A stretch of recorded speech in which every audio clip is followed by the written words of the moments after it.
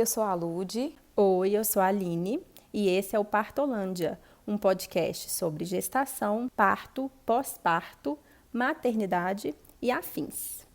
E o episódio de hoje é um tema que eu acho que vai dar pano para manga. Com certeza. Inclusive, eu acho que talvez a gente vai ter que fazer parte 1 e parte 2. Acho que sim.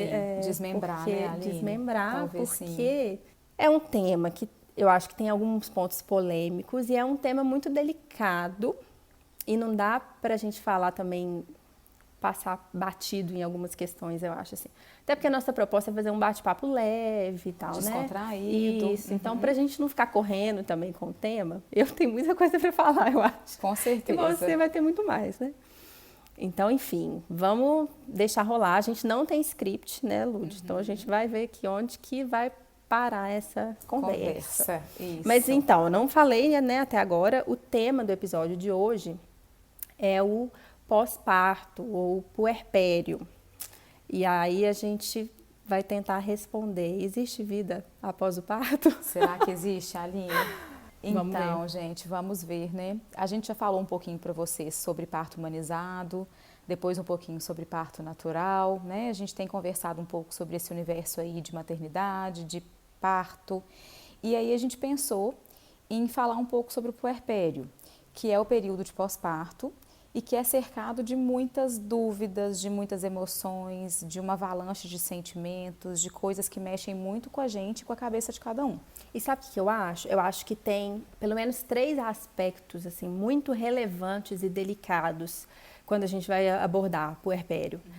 Um é o fisiológico, biológico, né, físico, a mulher que passou por um parto e que está se recuperando disso. Com certeza. Né, que é um evento, assim, que traz muitas mudanças no corpo. Claro, claro. O outro aspecto é o afetivo. A mulher está se tornando mãe, se essa for a primeira gestação dela. Então, ela está passando a exercer um novo papel, que é um papel de muita responsabilidade e que talvez ela nunca tenha exercido. Então, é um desafio enorme. Com certeza. E um terceiro aspecto é o social, que é como as pessoas vão lidar com essa família e com a puérpera. Então, assim, das visitas, os palpites, né, os pitacos. Como lidar, né, com as reações da família, dos amigos, então, são, né? assim, muitas coisas novas a serem... E que acontecem num momento de muita fragilidade, né? Então, a gente acaba ficando mais suscetível a sofrer um pouco mais com isso, né? Sim. Porque a gente perde a condição de criar aquela barreira que talvez em sã consciência a gente conseguisse criar. Então, sem dúvida, é um momento muito, muito delicado mesmo. Eu sempre falo que eu acho que a gente está buscando várias mudanças positivas para assistência à gestação, para assistência ao parto, para assistência ao recém-nascido, mas o puerpério ainda é um espaço que é muito descoberto pelos profissionais de saúde, pelos familiares, pelos amigos, né? Eu acho que ninguém, a não ser quem passe, não tem noção do que realmente é um puerpério. E às vezes as pacientes falam assim, nossa, mas eu recebi um cuidado tão bacana na gestação, eu achei que o parto foi super bem assistido, eu me senti acolhida, mas eu me senti largada no puerpério. Na verdade, nunca ninguém me explicou como seria. Mas é uma questão que eu acho que não tem como explicar. Por mais que você explique, por mais que você tente desenhar na cabeça e no coração de uma mulher o que é o período de puerpério, ela não vai entender até que ela passe. E, na verdade, cada pessoa passa de um determinado modo, né? Afinal de contas, cada um tem seus pensamentos, cada um tem seu jeito de viver, sua filosofia. Tem pessoas que são mais práticas e às vezes conseguem viver essa fase de uma forma mais leve. Tem pessoas que são mais detalhistas e aí acabam sofrendo um pouco mais porque a gente perde muito controle na fase do puerpério, né? Então, cada um vai vivenciar isso de uma forma muito pessoal, muito individualizada, né? Então, realmente é difícil a gente preparar para essa fase. Mas eu acho que uma coisa que a gente ainda pode melhorar muito é o acolhimento. Porque, às vezes, mudar essa fase de puerpério, mudar os sentimentos, é só o tempo. Você concorda comigo? Porque o puerpério realmente é viver um dia de cada vez. E levar sempre em frente aquele lema, né? Um mantra. Vai passar. Vai passar, né? Respira que vai passar. quando a gente entra, né, a gente entende isso, que as coisas vão passar, eu acho que tudo vai chegando num lugar um pouco mais confortável. Mas isso demanda, né? Cada um tem seu tempo. E se as pessoas, não só os profissionais de saúde, mas os familiares, o marido ou o parceiro, o acompanhante, quem for, se souber entender que a mulher precisa desse tempo para se reencontrar e dar esse apoio, esse ouvido, né? Esse momento de escuta, esse colo, eu acho que a mãe se torna mãe, mas na verdade é o momento que ela mais precisa de uma mãe. Mesmo que ela não tenha a mãe biológica, mas ela precisa de alguém que a carregue no colo naquele momento, como se realmente fosse um bebê, uma criança, né? E me conta um pouquinho, como é que foi seu puerpério, o que você sentiu, assim? Antes de eu contar, posso só te pedir para fazer um gancho aqui, para você falar, enquanto obstetra, o que é o puerpério? Em termos... Assim, ele tem uma duração pré-estabelecida? Ele vai durar um mês? Ele vai durar 2 meses? É possível prever quanto tempo vai durar? Pois é, assim, a gente tem um período de pós-parto imediato, pós-parto tardio, mas eu acho que o conceito de puerpério, ele vai muito além dessa teoria. Eu nem me prendo muito a essa questão teórica, porque eu acho que o puerpério é gigantesco, às vezes ele leva anos, né? A gente considera o puerpério como período de pós-parto, principalmente esse pós-parto imediato, assim, a gente pensando na questão médica do termo, é o tempo que o corpo leva para se reorganizar em função de ter passado por aquele procedimento, aquele processo de parto, né?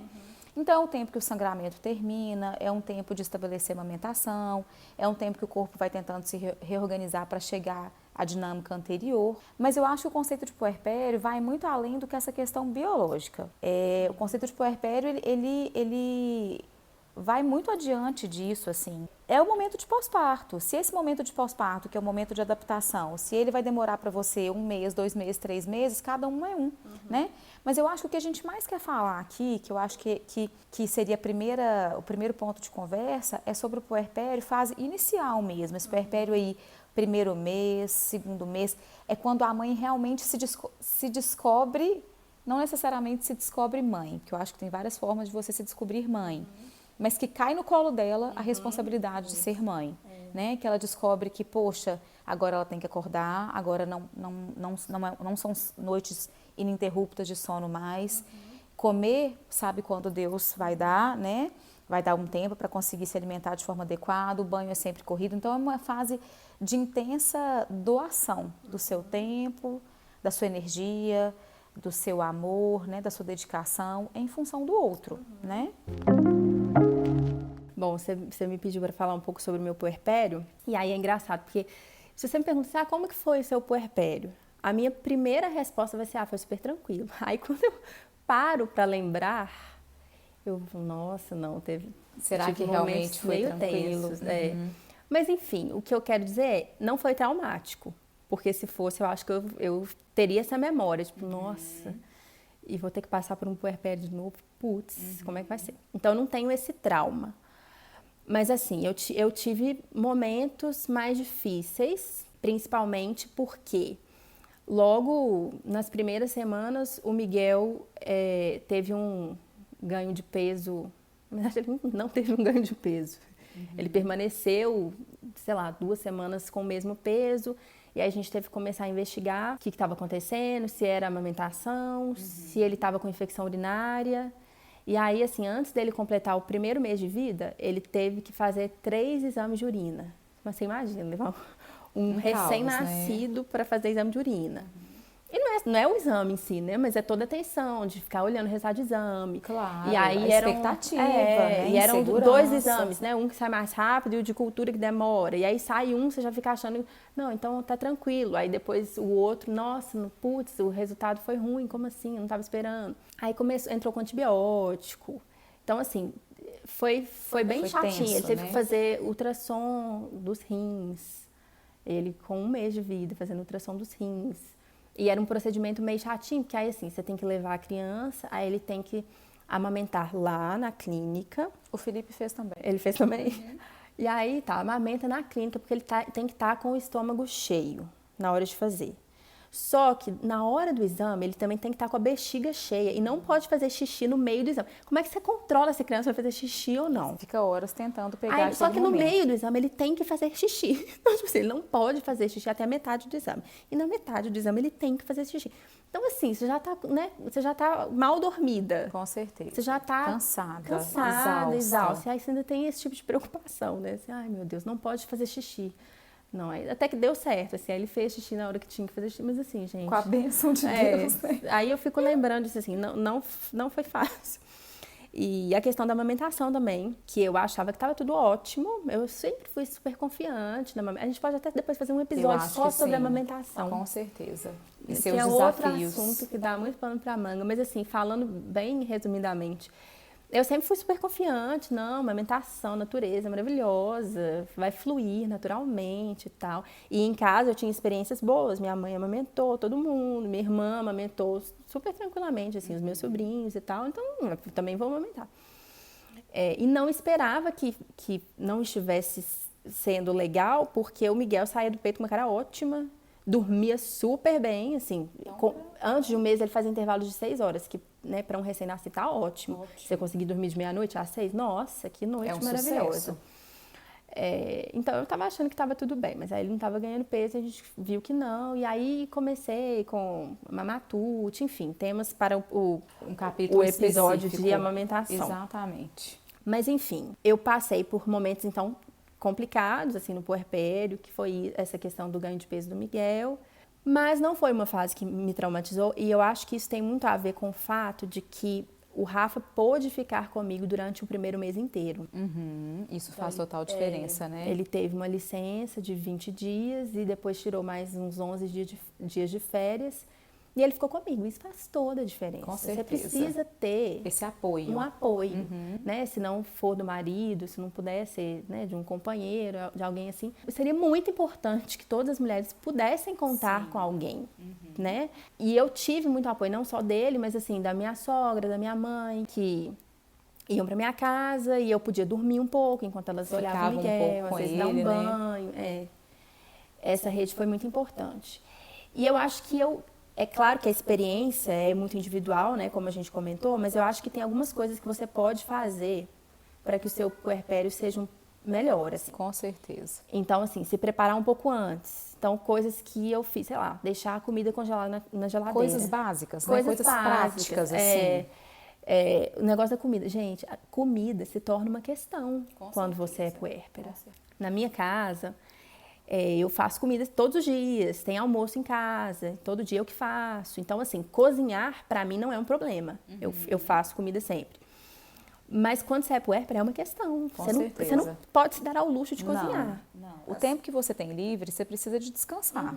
Ou então usar para tomar um banho, né? Para ter um autocuidado mínimo, básico ali, para você conseguir sobreviver. E a logística não funciona, Lúcia, porque assim, às vezes bem na hora de almoçar é a hora que o bebê vai querer mamar. Só que isso, Aline, às vezes a gente fala com as pacientes não entendem. Quem não viveu o puerpério acredita, e eu acho de verdade que para uma pequena, mínima parcela das mulheres, isso pode até funcionar. Porque cada um é de um jeito, né? Cada um tem um perfil.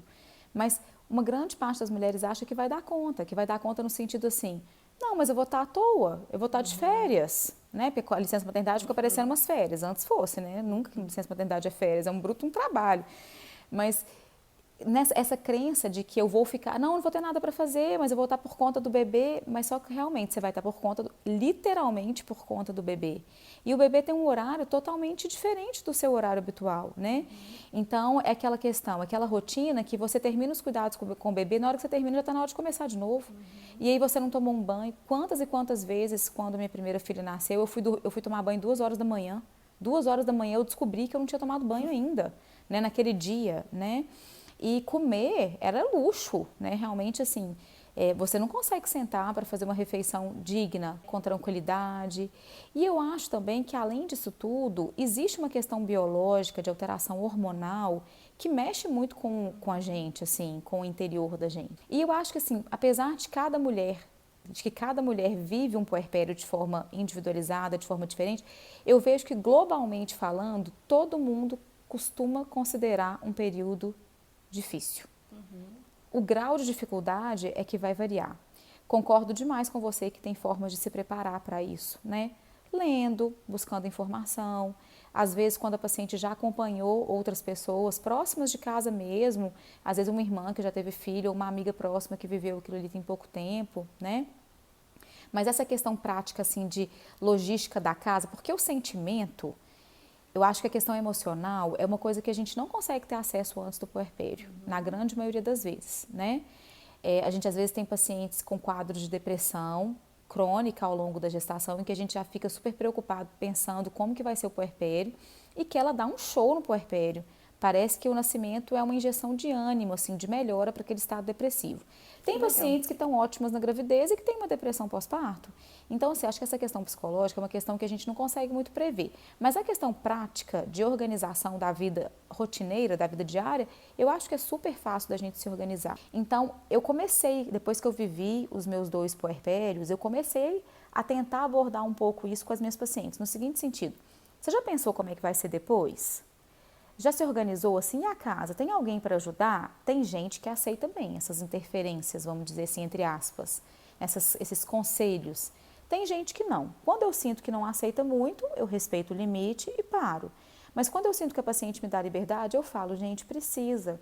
É importante. Às vezes não tem, nossa, não tem condição de ter uma pessoa, uma funcionária dentro de casa ajudando. Ok, mas monte sua rede de apoio, peça ajuda.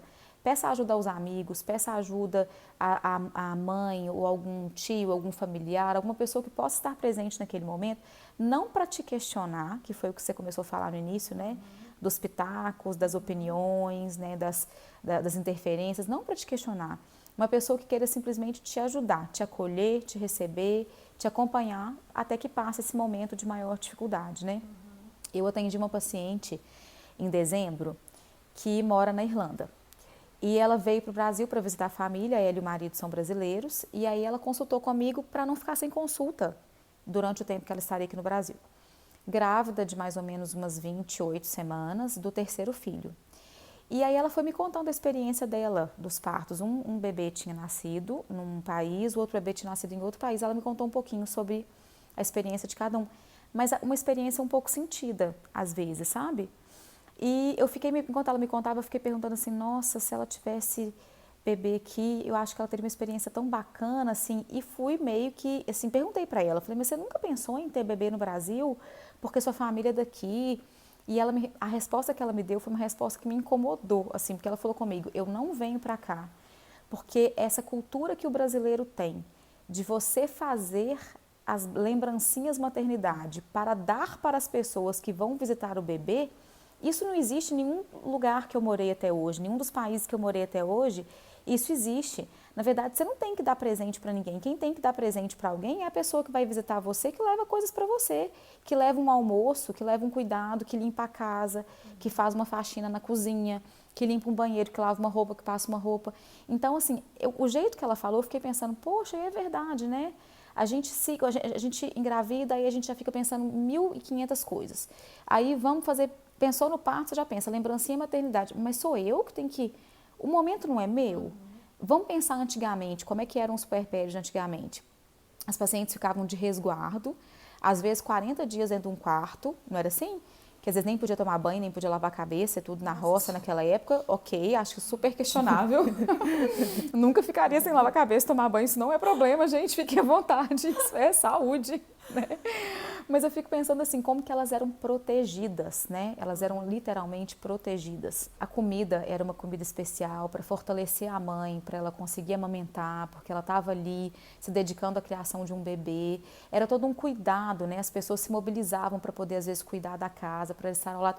Coisa que a gente não faz hoje em dia. O bebê nasce, a pessoa vai para casa. Como que habitual são as visitas, assim, as visitas, vamos dizer, as visitas que ainda não passaram por um nascimento de um bebê em casa, como que funciona? Elas vão para sua casa, elas sentam como se fossem reais visitas, esperam um lanche, ficam às vezes até mais tarde, enquanto você está lá morta de sono, né, de cansaço, e não tem a noção do que é realmente essa assistência humana, e eu não digo humana, não é relacionada à questão médica, é humana mesmo, relação entre seres humanos mesmo, nesse período de puerpério. Então, assim, é complicado mesmo, né? Essa rede de apoio, eu acho que é uma rede fundamental. inclusive para o nosso cuidado psicológico, assim. Eu tenho uma grande amiga que ela uma vez me contou do parto dela, assim, ela teve um bebê e aí ela foi ao médico na consulta de retorno, depois de uns 15 dias mais ou menos do parto. Tinha sido uma cesariana por uma indicação um pouco questionável, ela estava muito chateada com relação a isso e era o primeiro filho dela. E aí ela foi sozinha para a consulta de retorno. E ela falou que chegou lá e conversou com o médico e tal, aí que ela entrou no banheiro, ele falou com ela, vai lá no banheiro trocar de roupa pra gente ver como é que tá a cicatriz e tal. E aí na hora que ela foi tirar a roupa para vestir a camisola, ela falou que ela não conseguia, ela olhava para a perna dela e que ela não conseguia ver a parte de baixo da perna dela em função da barriga que ainda estava grande. E que ela começou a chorar e que saiu do banheiro chorando muito, assim. Ela é uma pessoa muito, de um astral muito bacana, muito divertida, então ficou parecendo engraçado, mas na verdade era um sofrimento interno muito grande, porque ela falou assim, poxa vida, primeira vez que eu venho sozinha na consulta, porque enquanto eu estava grávida, enquanto meu filho estava aqui dentro, todo mundo me trazia na consulta, todo mundo queria me trazer na consulta. Meu pai abria a porta do carro para mim, meu marido me trazia, me acompanhava, eu nunca estava sozinha, porque meu filho estava aqui, né? Então, tudo garantido. Aí, de repente, eu me vejo vindo para a consulta completamente sozinha, ninguém está preocupado comigo, todo mundo quer saber só como é que o neném tá, se está bem, se não está, se trocou de roupa, se dormiu e ninguém quer saber de mim. Eu não consigo me enxergar no meu corpo, né? Porque é uma mudança corporal muito grande. Que porcaria é essa, né? Que vivência é essa? Que momento é esse? Então, esse apoio do outro é muito fundamental. Ô, Lúcia, você foi falando, e aí cada caso que você contava, e cada situação que você mencionava, eu pensava assim, não, eu tenho que comentar sobre isso. Nossa, não, cesárea, tem que comentar sobre isso, tem que comentar sobre isso. Visita na maternidade, nossa, eu tenho um caso para contar. Realmente é um tema cheio de situações delicadas para resolver, né? Você falou esse negócio, por exemplo, da lembrancinha de maternidade. Eu não fiz lembrancinha de maternidade. Eu até entreguei uma lembrancinha para quem visitava em casa e tal, mas assim, não me preocupei. Enfeite de porta de maternidade, né, que o pessoal faz. Sim. Eu ia nas lojas de enxoval, mas e o seu enfeite de porta? Que enfeite de porta, gente? Pelo amor de Deus, tem tanta coisa para olhar, vou olhar enfeite de porta da maternidade. E eu não quis receber muita visita na maternidade.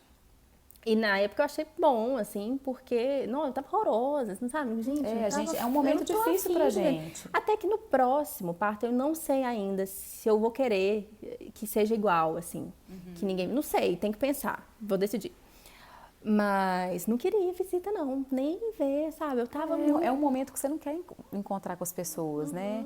Mas isso é uma coisa que a gente aprende depois que a gente tem filho. Ou então quando você vivencia muito, de uma forma muito próxima, alguém que teve um bebê, né? Mas ao mesmo tempo, sabe o que eu acho? Que tem, assim, pessoas e pessoas. Tem gente que quer visita na maternidade. Exatamente, isso é muito individual, né, e eu até entendo, porque fala assim, gente, eu prefiro que me visite na maternidade, que eu não vou ter que preparar lanche, que eu não vou ter que arrumar a casa. Eu acho uma super vantagem visitar na maternidade. Que eu vou estar ali com enfermeira.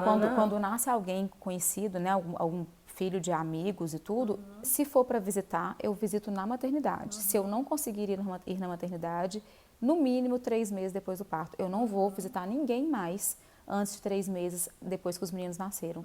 Depois que eu passei pela minha experiência de puerpério, eu acho que isso jamais, assim, isso não faz parte da minha conduta. Mas você não acha que, assim, o mais importante é perguntar, ter uma abertura, né? Assim, eu acho que a gestante também tem que ser bem sincera. Eu sou uma pessoa muito sincera, então, quando me perguntavam... Mas sabe o que eu faço agora? E que eu vejo que as pessoas têm feito muito? As pessoas te convidam. As pessoas, por exemplo, em grupos meus, assim, de amigas, gente, abrimos a temporada de visita para o fulano de tal. Na hora que a pessoa se sente bem, ela convida as pessoas, né? Agora a rotina já está um pouco mais estabelecida, eu já estou melhor para receber, eu já estou me sentindo bem. Mas isso, assim, realmente é muito individual, porque tem pessoas que iniciam o puerpério com uma energia que eu nunca vi na vida, assim. São poucas pessoas, Aline. Eu te falo pela minha vivência de consultório, não é isso que eu vejo acontecer de forma habitual, sabe? Na maioria das vezes são vivências difíceis, desafiadoras, né? Uma mistura de sentimentos gigantesca, uma ambivalência, uma avalanche, uma loucura, em intensidades diferentes. Tem as pessoas, vamos dizer assim, não vou dizer que são privilegiadas, porque eu não acho isso um privilégio, eu acho que cada um vive uma situação de vida de acordo com o que tem que ser vivido, né? De acordo com o perfil de cada um. Mas tem algumas pessoas que vivem o puerpério de uma forma um pouco mais leve? Claro que tem, né? Às vezes nunca imaginou que fosse viver o puerpério de forma leve e na hora ali tudo dá certo, a amamentação encaixa, ou se não encaixa, fica tranquilo em seguir adiante de outra forma. Eu acho que assim, isso é muito individual, né? Não existe uma receita para puerpério. Não existe um certo e um errado. É certo ou errado visitar aquela pessoa nessa época ou na outra? Isso é muito individual.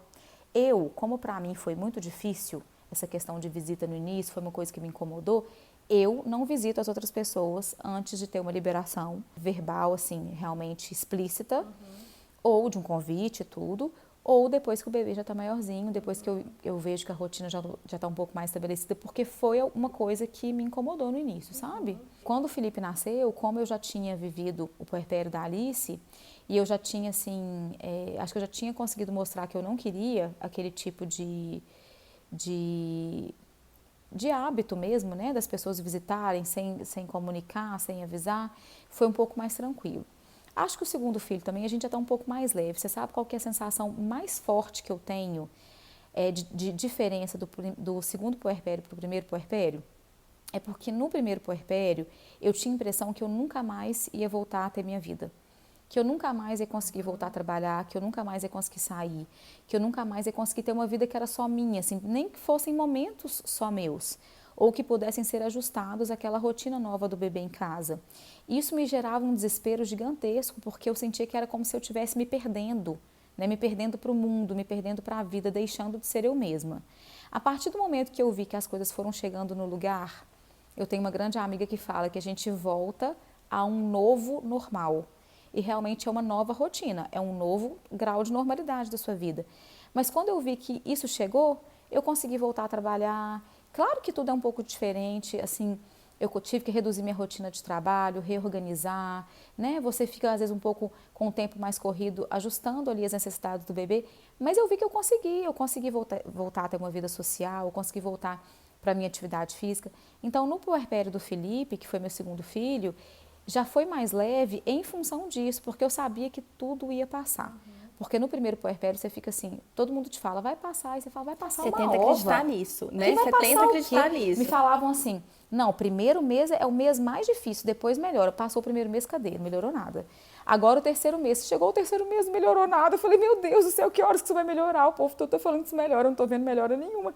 Então, acho que assim, é o tempo de cada um também, né? Então, quando eu comecei a perceber que realmente as coisas iam passar, né?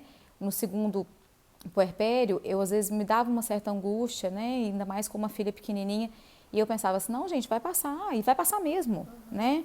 Daqui a pouco eu tô dormindo melhor, daqui a pouco eu tô passou que você até conseguiu pensar em engravidar de novo, né? Com certeza, com certeza. No começo eu ficava assim, gente, não é possível que alguém coloque 2 filhos no mundo. Nunca, nunca. Nossa, eu ficava pensando, sabe o que eu pensava? Eu ficava pensando, gente, eu sempre sonhei em ter pelo menos 2 filhos, agora eu não sei se eu quero mais. Como é que eu vou ter o segundo para passar isso tudo de novo? Eu não pensava com muita convicção, não, mas eu pensava, gente, é muita loucura. Mas eu acho que a gente não tem convicção de nada no puerpério, né? Por isso que realmente o puerpério não é um momento adequado para se tomar decisões. Exatamente. Às vezes, assim, quando eu vou conversar sobre método contraceptivo no puerpério, na consulta de retorno pós-parto, eu pergunto para os pacientes assim, eu sei que não é o melhor momento para eu te fazer essa pergunta, mas você tem ideia ou tinha ideia de ter filhos próximos? Para a gente pensar na questão de uso de contraceptivo, qual método que seria o mais indicado, né? Porque realmente essa é uma resposta que a grande maioria das mulheres vai falar que Deus me livre, é um e só. E passado um tempo, ela já conseguiu se reconstruir, se renovar, já viu que as coisas vão, né, mudando de aspecto, que ela vai conseguindo voltar a ter um pouco, total jamais, mas um pouco do controle sobre a situação, né? Tudo vai chegando ao normal. Então, realmente tudo passa, né? Tudo passa. Tudo passa. Então, gente, a gente já viu, né, que realmente esse tema puerpério é um tema muito vasto, né? Porque ele pode ir para várias nuances, assim, ele pode ir para vários cantinhos e a gente vai ter discussões profundas em cada cantinho do puerpério. Antes que a gente termine esse primeiro episódio do puerpério, eu acho que vale a pena a gente discutir algumas dicas, assim, que a gente poderia passar, né, de 2 pessoas que já viveram puerpério de forma individual, de forma diferente, mas de 2 pessoas que já viveram puerpérios, para as pessoas que nunca viveram ou que estão prestes a viver. Eu acho que se respeite, né, Aline? Eu acho que respeite seus limites. Eu tenho falado isso muito com as minhas pacientes. Às vezes, o que eu falo assim, tem alguém chato na casa? Eu falo pro casal isso, sabe? Chato que eu digo, assim, não é chato de chato, mas chato, assim, que consiga se impor ou impor a sua vontade. Porque às vezes a mulher é mais comedida, ou o homem recebe mais influência da família, não consegue impor sua opinião, não consegue expor sua vontade. Aí, às vezes, eles falam assim, minha mãe é, ou não, o fulano de tal é, o marido é. Então, fale com a família, pessoal. Nada contra as visitas iniciais, mas a gente prefere que esse momento seja só nosso. Então, a gente vai receber visitas no hospital, quem quiser ir, porque o hospital é uma coisa um pouco mais controlável, porque às vezes o hospital não deixa subir todo mundo, controla o número de pessoas no quarto, tem um tempo, a própria visita fica um pouco mais comedida, né? Porque sabe que está dentro de um ambiente hospitalar, de respeito, né? A gente até tem hospitais lindos, né? Assim, mas nunca a pessoa fui, sabe que ela não vai ficar sentada ali para receber um pão de queijo, né? Assim, um lanche. Então, são visitas mais rápidas, visitas mais de um abraço, para receber um parabéns, né? Pelo bebê e tudo. Então, ou você visita no hospital, ou espere. Espere que a pessoa te avise que está tudo bem. Isso não significa que você vai ignorar que o bebê nasceu, sabe? Porque também, então não vou nem mandar ligar. Eu acho que super vale uma ligação muito melhor do que mensagem. Ou um áudio no WhatsApp, você não acha? Não? Eu acho também. Eu ainda que o áudio, você pode escolher que hora você escuta. Não, mas eu falo assim, eu tô falando no nascimento mesmo, não no puerpério, em casa. Eu falo assim, nasceu o neném, não quer ir no hospital, vai deixar para visitar depois. Então, eu acho que a ligação é sempre bem-vinda. Eu acho o WhatsApp, às vezes, um pouco impessoal. Apesar de saber que é o nosso... Os tempos mudaram. É a nossa forma de comunicar atualmente, mas eu acho que às vezes é igual aniversário, sabe? Dá parabéns no grupo, né? Dá parabéns no grupo, parabéns gente, no grupo. Não, né? Tá. Acho que isso aí é um outro episódio, né? Etiqueta no WhatsApp. Mas eu penso que assim, ou liga, ou manda realmente um áudio, ou alguma forma de se manifestar e deixa claro para a pessoa, estou aqui, precisando de alguma coisa, né? Conte comigo. Às vezes quer visitar a pessoa em casa, vá, mas não vá com o objetivo de fazer de ficar lá esperando na sala, que seja servido lá. Vai, lava uma vasilha, arruma a cozinha, lava um banheiro, pega uma roupa do neném, ou fica com o neném enquanto a mãe dorme um pouquinho. Seja ativo, proativo dentro da casa de um casal que está vivenciando o puerpério. Colo, gente, a mulher precisa de colo, acho que essa é uma outra dica. Escute, né? É difícil, hoje em dia, eu acho que a gente sabe escutar muito pouco, a gente sabe muito pouco escutar as pessoas. Parar para escutar as pessoas. Escutar sem dizer nada. Não é para você dizer sua opinião, é só para você escutar. Porque às vezes o que a pessoa precisa não é nem da sua opinião. A pessoa precisa só falar, só desabafar. Só dela falar, ela reorganiza os sentimentos dela e ela consegue olhar para frente e falar assim, vamos, vai passar. Respira e vai, né? Seja discreto nas coisas que você quer pronunciar, quer falar. Opinião no puerpério não é muito bacana não, sabe? Eu ainda acho que o apoio, independente do que a sua opinião seja, assim, ainda é o melhor caminho. Claro que você está vendo que alguma coisa está muito ruim, você quer tentar ajudar de alguma forma, mas respeite também a opinião do casal, né? Você vê que é uma paciente que está preocupada com a amamentação, que quer investir naquilo, não chega para ela e fala, mas seu leite deve estar fraco porque o neném não está crescendo, por isso que ele não está conseguindo engordar, então por que você não dá mamadeira? Isso não é coisa que se fala com a mamãe no puerpério. Sabe uma coisa que eu ouvi mais de uma vez? Aline, mas você é muito magra, você não ia conseguir alimentar o menino Ou o peito mesmo. É pequeno, né? Peito pequeno. Peito pequeno. Isso acho que eu ouvi também, porque peito pequeno temos. Sim, eu também tive muita dificuldade para amamentar. E uma coisa que eu escutei que me magoou muito, muito, era assim... Nossa, mas eu nem sei como é que faz, porque eu nunca tive problema com isso, porque eu tinha leite igual uma vaca. Isso me matava, porque eu não estou te perguntando se você teve leite igual uma vaca, você está vendo que aqui eu estou sofrendo. Elegante de falar que você teve muito leite sofrendo aqui, dedicando, assim, me sentindo mal de às vezes estar vivendo uma dificuldade na amamentação. O que eu menos preciso de escutar é que você tinha muito leite, isso não me importa. O seu período de maternidade já passou. Agora é o meu momento e no meu momento eu quero ser respeitada. Então a gente tem que ter muito cuidado com as coisas que a gente fala, né? A gente tem que ter muito cuidado com a nossa colocação, com o que a gente foi fazer ali na casa daquele casal, porque puerpério você tem que levar coisa boa, Se for para você levar coisa ruim, deixa para ir depois.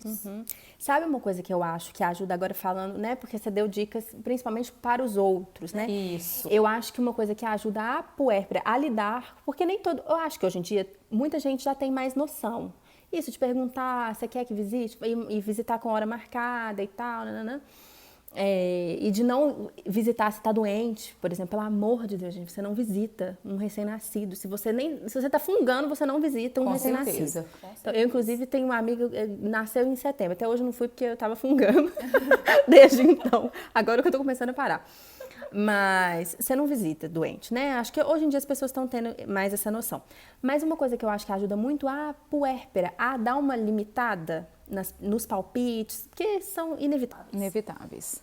mas que eu acho que para mim funcionou se prepara antes, não deixa para aprender tudo também na hora sem dúvida. que o bebê nascer, não. Eu vou aprender a dar banho depois que o bebê nascer, eu vou aprender a dar fralda, trocar a fralda depois que o bebê nascer. Aprende tudo que você puder antes, porque aí toda vez que alguém vier com um pitaco, você já tem segurança. Você vai falar assim, eu era super segura, com um pitaco Mas super. aí eu acho que a gente entra na mesma questão do benefício do curso de preparo para o parto, né? Se preparar para a chegada do bebê nas coisas práticas, assim, de cuidados do dia a dia, como que eu troco uma fralda, como que eu vou dar um banho. Claro que isso também a gente aprende muito na prática, né, Aline? Mas se você já tem uma preparação teórica antes, ou até de curso prático mesmo, com bonequinhos, com bebezinhos, né, bonecas, facilita muito, né? E você também já tem o subsídio para, às vezes, virar para a pessoa e falar assim, não, mas a conduta atual não é essa. Isso eu usava demais. A conduta atual, antigamente fazia assim, Pois é, mas agora você sabe que mudou? Mudou. Não é assim mais. Não é assim mais. No meu curso, no livro tal que eu li, eu era dessas, assim. Só que aí você tem segurança para sustentar a sua opinião. Isso, eu acho que isso é muito importante. Isso te protege, realmente. Você tem que ter segurança. Eu acho que isso ajuda demais, assim. Então, dá uma lida, sabe? Sinta-se preparada mesmo, assim. Porque aí eu consegui afastar vários, assim. Quando eu estava na maternidade, o técnico de enfermagem que tinha ido lá ajudar a dar banho no Miguel, olhou pra mim, ele devia ser mais novo que eu, novinho, olhou pra mim e perguntou assim, eu ia sair, né, no dia seguinte, mas você vai dar conta de dar banho sozinha no bebê? Falei, moço, eu quase falei assim, eu tenho quase 30 anos, se eu não der conta de dar banho no meu filho, tem uma coisa muito errada, né? Aí eu só respondi, vou sim, fiz curso prático, você acredita? De banho, vou dar conta super. Pelo amor de Deus, claro, né? Claro. Então, eu acho que essa firmeza, e mesmo que você não tenha tanta segurança, porque se você for uma mãe de primeira viagem, segunda viagem eu tô me sentindo seguríssima. Muito mais descolada, né? Mas mesmo se você não tiver segurança, finja que você tem. Exatamente. Se sustente, né? Isso. Banque. Imponha uma, né? Banque sua eu opinião. sou a mãe, eu dou conta. Mas até para você bancar a sua opinião, você tem que ter esse conhecimento. Não, por claro, isso que esse preparo não dá para fazer sem estar preparado, né? Né? Até porque às vezes você vai ter que dar uma resposta que é embasada mesmo. Não sim. se usa mais fazer isso hoje em dia, por isso, isso e isso, Sim. né? Você tem que argumentar. Mas mesmo naqueles momentos assim que você não tem muita experiência e tal, Sim. impõe que Claro. funciona. Claro. Né? Então, gente, a gente vai terminar o nosso terceiro episódio. Primeiro episódio falando um pouquinho sobre o puerpério. E no próximo episódio a gente vai esmiuçar alguns outros aspectos dessa fase aí cheia de mais coisa para falar e para perguntar. Sentimentos, emoções, né? Essa fase tão enigmática, vamos dizer assim. E a gente continua também esperando a sugestão de vocês sobre outros temas, algo que vocês queiram que a gente aborde aqui no nosso podcast, que a gente converse. Essas gravações têm sido muito gostosas, muito ricas, né? Essa troca de informações, essa troca de sentimentos, essas conversas são muito importantes para a gente crescer como ser humano, né? E para a gente conseguir também passar por essas fases mais difíceis da vida, né? Então, esperamos vocês no próximo episódio. Um beijo para todos e até mais. Um beijo, gente. Tchau, tchau.